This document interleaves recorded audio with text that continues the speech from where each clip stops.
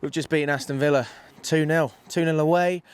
Good result. A result we needed. Can't get too excited because Aston Villa are a poor team at the moment. They're not playing great football.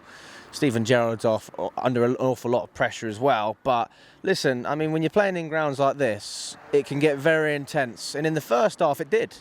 And there's one man that kept us in this game. It was Kepa. For me, he does edge out Mason Mount as man of the match. The only reason I'm saying that is because what a torrid time this man has had at a club in the past couple of seasons. He looked horrible under Frank Lampard. Tuchel didn't play him as a number one. Mendy was always there. And Potter's come in. Mendy was injured. It was inevitable that Kepa had to play. And he's played and he's played and he's played. We've kept clean sheets. And this is the first real time we can say, not only has he played, he's made the saves. He's kept us in the game. And I'm not talking about one good save, two good. I'm talking 4 or 5 good saves. 4 or 5. I mean, listen, maybe I'm overhyping it because goalkeeper should save. You know, goalkeeper should make saves. But how long is it since we've seen a performance like that from Kepa? I mean, last time that comes to mind was Istanbul when we played Liverpool in the Super Cup.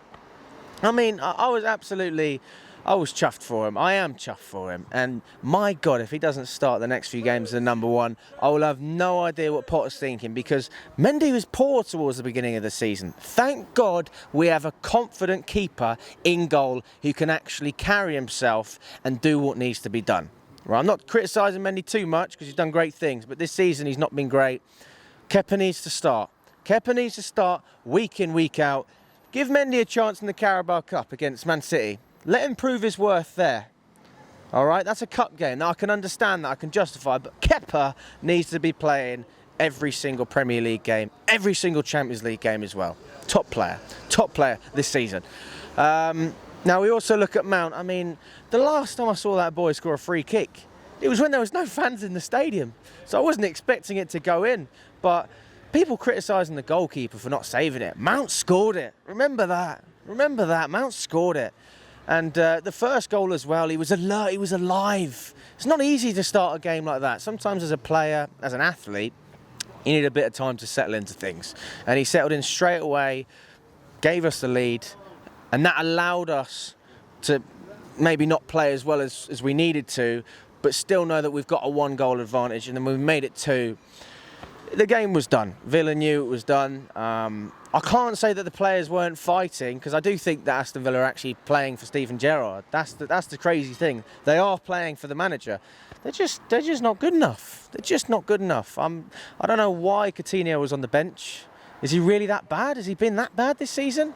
But yeah, Villa they just didn't look like a team with a real fluidity, real chemistry. In order for them to play well, we played badly.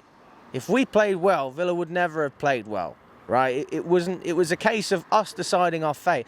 And to be fair, Kepa kept us in the game, but we can't act like we played a good game. Jorginho came on, he stabilised things in the middle of the park. Gallagher was great when he came on. But Loftus-Cheek and Kovacic, in my opinion, it wasn't good enough, especially Kovacic. It's a couple of games I've seen now. I'm not particularly impressed with what I have seen. Loftus-Cheek, listen, it's good that he's getting a run in the team. Right, he deserves it.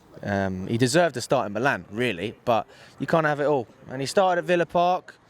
Listen, it's better. It's better. We're seeing more consistency. That's what I've asked for from Ruben Loftus-Cheek, but just need to be a little bit more alive, especially in that first half. That's what I'm thinking. And Koulibaly, when he came on, bloody hell, what a player. I mean, people were doubting this guy at the beginning of the season. Me, myself, I said he's no Rudiger, and he's not.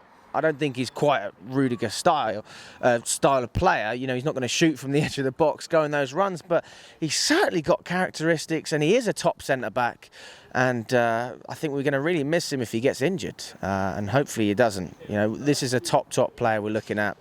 It's a top team, but where I'm struggling is with the depth and with players that are underperforming like Kai Havertz. You know, if Kai Havertz is what we're going to rely on for the rest of the season and he performs like this, we're going to struggle. We're going to struggle scoring goals. Because Aubameyang is great, but you need to make the chances.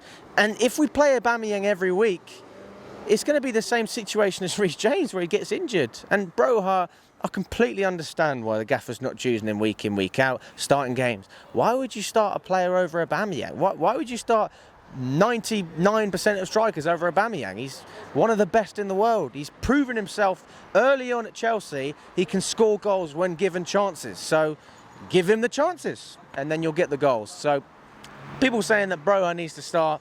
Listen, when Aubameyang's injured, fine. But until that point, you need to get the most out of Aubameyang. And to be honest, I am rambling on. Let's keep it positive, right? We've won.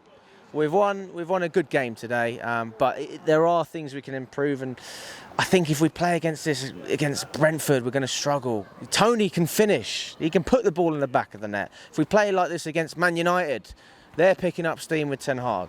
So, listen, we've grinded out a result. We've done what we needed to do with the players that we have, but we can't play like this every week. We can't. But not taking away from the result. Fantastic substitutions from Potter. We move. I am happy. Maybe it doesn't seem that way, but I am really happy.